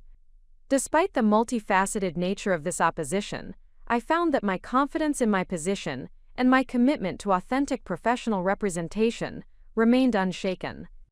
The resistance I was encountering actually validated the significance of the changes I was creating, as individuals and organizations only invest energy in opposing developments that pose genuine threats to their established interests and advantages. Dr. Chen had prepared me for this type of resistance by explaining that successful transformations typically provoke defensive reactions from people who have benefited from the arrangements being challenged. She had emphasized that opposition often intensifies before it diminishes, as threatened parties make increasingly desperate attempts to preserve systems that have served their interests at the expense of others. The key to navigating this opposition successfully was maintaining focus on factual accuracy and professional integrity, rather than becoming defensive, or allowing the resistance to undermine my confidence in the legitimacy of my assertions. The evidence supporting my central role in Sterling Consulting Group's success was comprehensive and indisputable, and my recent recognition had been based on independent validation from clients, industry experts, and media professionals who had no motivation to misrepresent the true source of our competitive advantages. Most importantly, the opposition I was facing confirmed that my emergence as a recognized expert posed a genuine threat to arrangements and assumptions that had prevented talented professionals from receiving fair recognition for their contributions. The resistance was not simply about my individual situation, but about broader patterns of credit appropriation and systematic marginalization that characterized many professional relationships within the consulting industry. This recognition transformed my perspective on the opposition from a personal challenge to be managed into a systemic problem that needed to be addressed for the benefit of other talented professionals who might find themselves in similar situations. My success in claiming appropriate recognition for my contributions could serve as a model and inspiration for others who had been trapped in exploitative arrangements that prevented them from reaching their full professional potential. The growing opposition also revealed the extent to which established power structures within the consulting industry were dependent on the invisible contributions of talented individuals who provided intellectual foundation while allowing others to claim recognition and advancement opportunities. The resistance to my emergence suggested that accurate attribution of intellectual property and fair recognition of contributions might threaten the competitive advantages that established firms had built through systematic appropriation of others' capabilities. As I prepared for the award ceremony that would mark the public culmination of my transformation, I understood that the opposition I was facing represented not simply resistance to my individual success, but defensive systems that had enabled the systematic undervaluation of talented professionals throughout the industry. The changes I was creating had implications that extended far beyond my personal situation to encompass fundamental questions about fairness, recognition, and authentic professional representation within collaborative work environments. The opposition was intensifying, but rather than discouraging my commitment to transformation, it was strengthening my resolve to continue pursuing authentic recognition regardless of the resistance I encountered. The woman who had accommodated unfair treatment for 15 years had been replaced by someone who understood that her individual success could contribute to positive changes that would benefit countless other professionals who deserved recognition for their genuine contributions to organizational success. The evening of the Chicago Business Excellence Awards ceremony arrived with an unexpected complexity that transcended the professional recognition I had worked to achieve. As I prepared for what should have been a moment of triumph and validation, I found myself confronting deeper psychological and emotional challenges that had remained hidden beneath the surface of my systematic efforts to reclaim my authentic professional identity. These challenges emerged not from external opposition or resistance, but from within my own psyche, where years of accommodation and self-denial had created patterns of thinking and feeling that could not be easily resolved through external recognition or professional success. The first indication of these deeper issues arose as I stood before my bedroom mirror, preparing to dress for the ceremony. I had purchased a sophisticated charcoal gray dress that projected professional competence and personal confidence, Yet as I looked at my reflection, I experienced an unexpected wave of anxiety that had nothing to do with the evening's events or the recognition I was about to receive. Instead, I found myself questioning whether I truly deserved the acknowledgement that was coming, whether my contributions had been as significant as I believed, and whether I possessed the capabilities necessary to sustain the professional success I was claiming. These doubts emerged despite the comprehensive evidence I had assembled regarding my role in Sterling Consulting Group's achievements and the independent validation I had received from clients, industry experts, and media professionals. The intellectual case for my rightful recognition was indisputable, yet I discovered that 15 years of systematic marginalization had created internalized beliefs about my worth and capabilities that could not be easily overcome through logical analysis or external confirmation. Dr. Chen had warned me that this type of internal resistance was common among individuals who had experienced prolonged undervaluation, explaining that psychological patterns developed over years of accommodation often persist even after external circumstances have changed dramatically. She had described this phenomenon as imposter syndrome intensification, where increased recognition and opportunity paradoxically trigger greater anxiety about adequacy and authenticity rather than producing the confidence and satisfaction that might be expected. The deeper challenge was not simply about overcoming self-doubt, but about reconstructing my fundamental understanding of my own identity and worth after years of defining myself in relation to Jonathan's success and recognition. I had become so accustomed to measuring my value through his achievements and evaluating my contributions through his acknowledgement that the prospect of independent professional identity felt simultaneously liberating and terrifying. As I continued preparing for the ceremony, I realized that my transformation had exposed psychological wounds that had been carefully concealed beneath layers of professional competence and personal accommodation. The systematic erasure of my contributions had not simply affected my career trajectory, but had fundamentally altered my relationship with my own capabilities and potential. I had internalized messages about my limitations and subordinate status so completely that challenging these beliefs required confronting aspects of my self-perception that had remained unexamined for decades. The second dimension of the deeper challenge emerged as I considered the broader implications of my transformation for my marriage and family relationships. Jonathan and I had built our life together around a carefully constructed division of roles and responsibilities that extended far beyond our professional partnership to encompass every aspect of our shared existence. His identity as the successful business leader had been balanced by my role as the supportive partner who managed domestic responsibilities while providing behind-the-scenes assistance for his professional activities. This arrangement had created a complex web of interdependence that could not be easily modified without affecting fundamental aspects of our relationship and family dynamics. My emergence as a recognized expert and independent professional would necessarily alter the power balance between us in ways that might threaten the stability and harmony we had maintained throughout our 15-year marriage. The prospect of these changes was particularly challenging because they occurred within the context of genuine affection and mutual respect that had characterized the positive aspects of our relationship. Jonathan was not a malicious individual who had deliberately exploited my capabilities, but rather someone who had gradually developed patterns of behavior that served his interests, without full awareness of their impact on my professional development and personal fulfillment. This recognition made it difficult to maintain the clarity and determination that had driven my recent transformation efforts. When I observed Jonathan struggling to understand and adapt to the changes I was creating, I experienced conflicting emotions that complicated my commitment to continued growth and recognition. Part of me wanted to protect him from the discomfort and uncertainty that my transformation was creating, even though I understood intellectually that such protection would require me to abandon the authentic professional identity I had worked so hard to establish. The third aspect of the deeper challenge involved confronting the cumulative emotional impact of 15 years of systematic undervaluation and credit appropriation. As my professional recognition increased and my authentic capabilities became more visible, I began to experience anger and resentment about the opportunities that had been lost and the recognition that had been denied during the most productive years of my career. This emotional processing was complicated by the fact that I had spent years suppressing these feelings in order to maintain harmony in my marriage and stability in our business partnership. The accommodation and compromise that had characterized my response to credit appropriation had required me to deny my own emotional reactions and to rationalize treatment that was fundamentally unfair and professionally damaging. The recent validation of my contributions had made it impossible to continue suppressing these emotions, yet I discovered that processing 15 years of accumulated frustration and disappointment was more challenging than I had anticipated.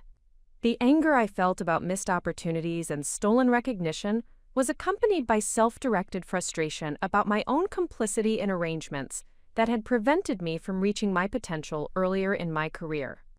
These emotional complexities were further complicated by my awareness that expressing anger or resentment about past treatment might be counterproductive for my current transformation efforts.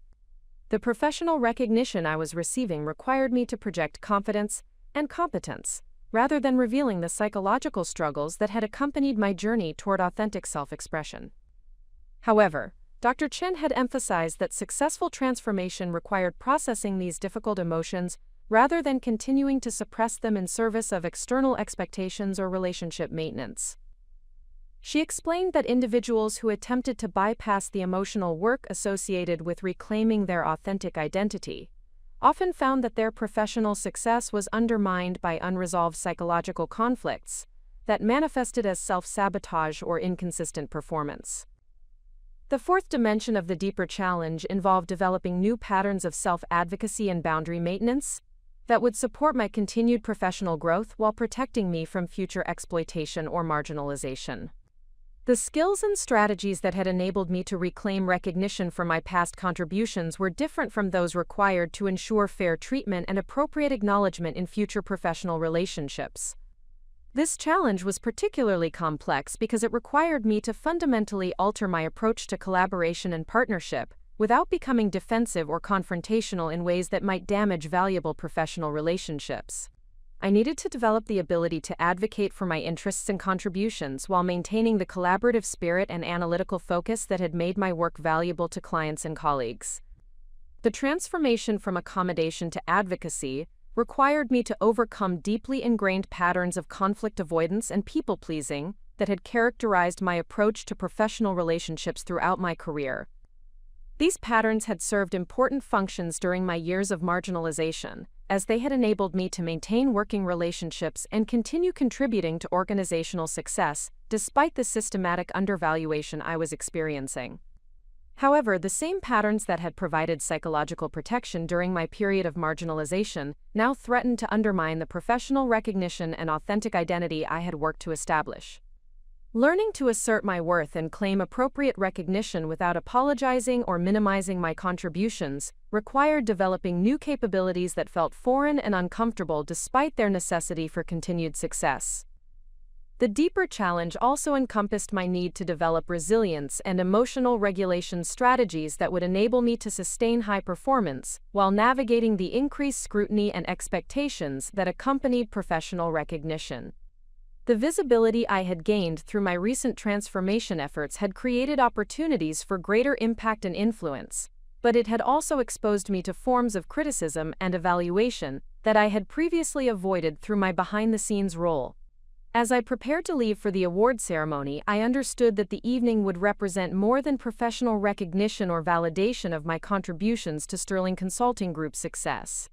It would mark my public emergence as someone who had successfully navigated the complex psychological and emotional challenges associated with reclaiming authentic identity after years of systematic marginalization. The deeper challenge had required me to confront aspects of my personality and history that were painful and difficult to examine, but this internal work had been necessary for creating a foundation that could support sustained professional success and personal fulfillment. The woman who would attend the ceremony that evening possessed not only the intellectual capabilities and professional recognition that had been denied for 15 years, but also the emotional strength and psychological clarity necessary to continue growing and contributing at the highest levels of her field. The process of addressing these deeper challenges had been more difficult and time-intensive than the external actions I had taken to establish my professional credibility, but it had also been more transformative and personally meaningful. The recognition I was about to receive would be satisfying not simply because it acknowledged my past contributions, but because it validated my successful navigation of complex internal obstacles that had once seemed insurmountable. As I completed my preparations and prepared to join Jonathan for the drive to the Palmer House Hilton, I felt a sense of integration and authenticity that had been absent from my professional life for many years. The deeper challenge had been met and overcome, and I was ready to claim the recognition I had earned while maintaining the personal integrity and emotional strength that would support continued growth and contribution throughout the next phase of my career. The internal work was complete, and the external celebration could begin with the confidence that it represented genuine transformation rather than superficial change. The evening ahead would mark not only professional recognition, but personal victory over psychological limitations that had once prevented me from expressing my full potential and claiming the success I deserved. The Chicago Business Excellence Awards ceremony unfolded as a carefully orchestrated validation of everything I had worked to achieve during my transformation journey, but it was a single moment of unexpected clarity during the evening's proceedings that crystallized my complete evolution from marginalized contributor to recognized expert. This breakthrough occurred not during the formal award presentation, but during an impromptu conversation with a group of industry leaders who had gathered around our table following Jonathan's acceptance speech. Jonathan had delivered his prepared remarks with characteristic confidence and eloquence, acknowledging the collaborative nature of Sterling Consulting Group's success while maintaining the established narrative that positioned him as the visionary leader responsible for our firm's innovative methodologies. His speech had been professionally appropriate and personally gracious, including specific mention of my analytical contributions while preserving his role as the primary architect of our business achievements. However, the carefully constructed balance of his presentation began to unravel during the informal networking period that followed the official ceremony. Dr. Patricia Williams, the Chief Strategy Officer at Global Manufacturing Solutions and one of the most respected thought leaders in organizational development, approached our table with specific questions about the theoretical foundations underlying our award-winning transformation methodology. Dr. Williams had been following Sterling Consulting Group's work for several months and had been particularly intrigued by the sophisticated analytical frameworks described in the Chicago Tribune article. She was considering engaging our services for a complex organizational restructuring initiative that would affect over 3,000 employees across multiple international locations, but she needed to understand the intellectual rigor and theoretical grounding that supported our practical implementation strategies. Her initial questions were directed toward Jonathan, as protocol and established practice would suggest. She inquired about the research methodologies we employed to assess organizational readiness for transformation, the theoretical models that informed our change management approaches, and the empirical evidence that supported our claims about accelerated implementation timelines while maintaining employee engagement levels. Jonathan's responses revealed immediately that his understanding of these fundamental aspects of our work was superficial and largely limited to presentation materials, rather than comprehensive knowledge of the underlying analytical principles. He provided general descriptions of our client outcomes and broad explanations of our implementation processes, but he was unable to discuss the specific theoretical frameworks or research methodologies that Dr. Williams needed to evaluate in order to justify a major consulting engagement to her board of directors. After several minutes of increasingly detailed questions that Jonathan was unable to answer satisfactorily, Dr. Williams turned toward me with the expectation that I might be able to provide the technical information she required. This transition represented a pivotal moment where I could either defer to Jonathan's established role as our primary spokesperson or assert my expertise by directly addressing questions that fell within my areas of specialized knowledge and capability. The choice I made in that moment reflected not only my professional competence, but also the internal transformation I had completed during the weeks leading up to the ceremony. Rather than deflecting Dr. Williams' questions or suggesting that she coordinate with Jonathan for follow-up discussions, I began providing comprehensive and detailed responses that demonstrated the depth of my expertise while establishing my credibility as the intellectual architect of our firm's competitive advantages. I explained the organizational psychology principles that informed our assessment methodologies, described the change management theories that guided our implementation strategies, and detailed the empirical research that supported our claims about accelerated transformation timelines. Most importantly, I was able to discuss the innovative aspects of our approaches that distinguished them from conventional consulting methodologies, including specific examples of how these innovations had generated exceptional results for clients facing complex organizational challenges. Dr. Williams' response to my explanations was immediate and unmistakable. Her questions became more sophisticated and focused as she recognized that she was speaking with someone who possessed genuine expertise rather than general familiarity with consulting practices. She began exploring theoretical concepts and practical applications that could only be meaningfully discussed between professionals who shared advanced knowledge of organizational development principles and analytical methodologies. The conversation that developed between Dr. Williams and myself excluded Jonathan entirely, not through any deliberate intention to marginalize him, but because the level of technical discussion required expertise that he simply did not possess. Within 15 minutes, it became apparent to everyone present that I was the source of the intellectual property and analytical capabilities that had generated Sterling Consulting Group's success and industry recognition. This revelation occurred in the presence of several other senior executives and industry thought leaders who had joined our conversation as it progressed. These individuals included Michael Chen, the Director of Organizational Excellence at Fortune Industries, Sarah Davidson, the Chief Operating Officer at Midwest Financial Services, and Robert Martinez from the Chicago Economic Development Council, whom I had spoken with earlier regarding potential collaboration opportunities.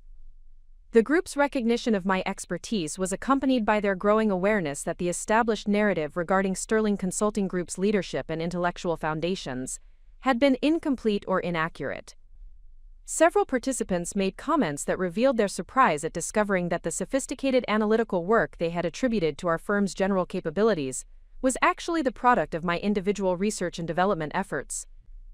Up next, you've got two more standout stories right on your screen. If this one hit the mark, you won't want to pass these up. Just click and check them out. And don't forget to subscribe and turn on the notification bell so you don't miss any upload from us.